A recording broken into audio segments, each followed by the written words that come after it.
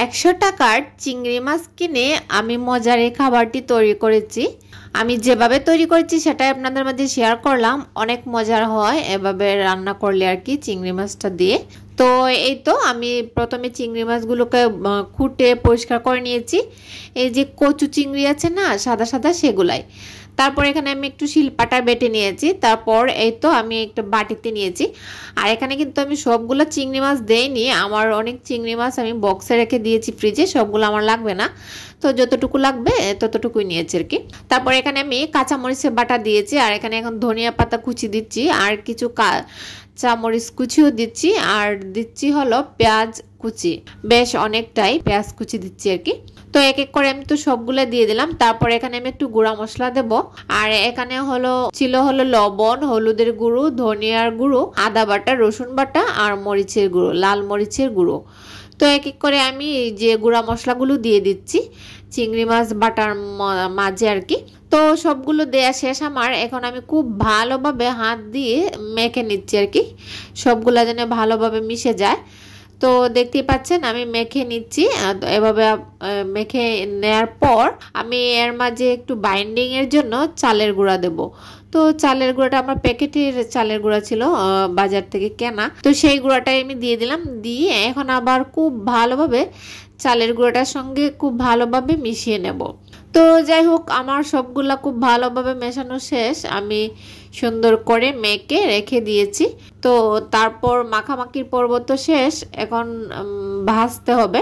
তো সেজন্য আমি প্যানে তেল দিয়ে এই যে মেখে রেখেছিলাম চিংড়ি মাছগুলো, এগুলো হাত দিয়ে একটু বলের মতো করে ছোট ছোট করে দিয়ে দিচ্ছি। তো আপনারা চাইলে চ্যাপটা করে দিতে পারেন, সমস্যা নেই। চাইলে আরো ছোট দিতে পারেন, বা চাইলে আরো বড় করেও দিতে পারেন, এটা যার যার ইচ্ছে বা পছন্দ।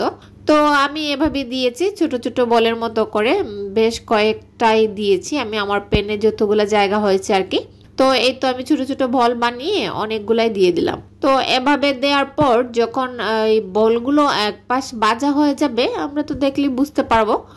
তারপর এই তো আমি এগুলো একটু উল্টে পাল্টে দিচ্ছি আর কি, একটু সরিয়ে সরিয়ে উল্টে পাল্টে একদম ভাজা ভাজা করে নিচ্ছি। তো যখন একটু সুন্দর ভাজা হয়ে যাবে, কালারটা আসবে, তখন তো আমরা বুঝতে পারবো। তারপর আমি এক এক করে এগুলো আর কি নামিয়ে নিচ্ছি। অনেক সুন্দর দেখাচ্ছে, তাই না? খেতেও কিন্তু অনেক মজার ছিল। আপনারা অবশ্যই বাসায় একবার ট্রাই করবেন। আর এগুলা এমনি সুদা সুদাও খাওয়া যায়, আবার এগুলা দিয়ে কিন্তু কুফতা বানিয়েও খাওয়া যায়। সাদা ভাতের সঙ্গে বেশ মজার হয়, আর পোলাওয়ের সঙ্গে তো আরো বেশি মজার হয়। তো আমি এগুলা এখন ভেজে নামিয়ে নিচ্ছি আর কি, আর বাচ্চারাও খেতে অনেক পছন্দ করবে। তারপর আমি আবারও দিয়ে দিচ্ছি এগুলা ভেজে ওঠানোর পর আমার যে আরো ছিল ওইগুলো আমি বাকিগুলোও দিয়ে দিচ্ছি আর কি। এক এক করে এগুলোও দিয়ে দিচ্ছি, সবগুলোই আমি যতটুকু মেখেছিলাম। তো সবগুলোই এভাবে দিয়ে ভেজে উঠিয়ে নেব।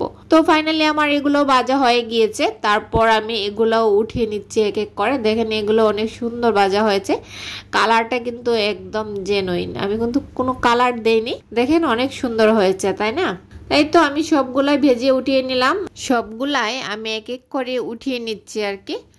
তো আজকের রেসিপিটা কার কাছে কেমন লেগেছে আমার কমেন্টসে জানাতে ভুলবেন না। আর ভালো লাগলে সবাই একটু লাইক কমেন্ট শেয়ার করে দিবেন। ফাইনালি দেখতে এমন হয়েছে। আজ এ পর্যন্তই, আসসালামু আলাইকুম।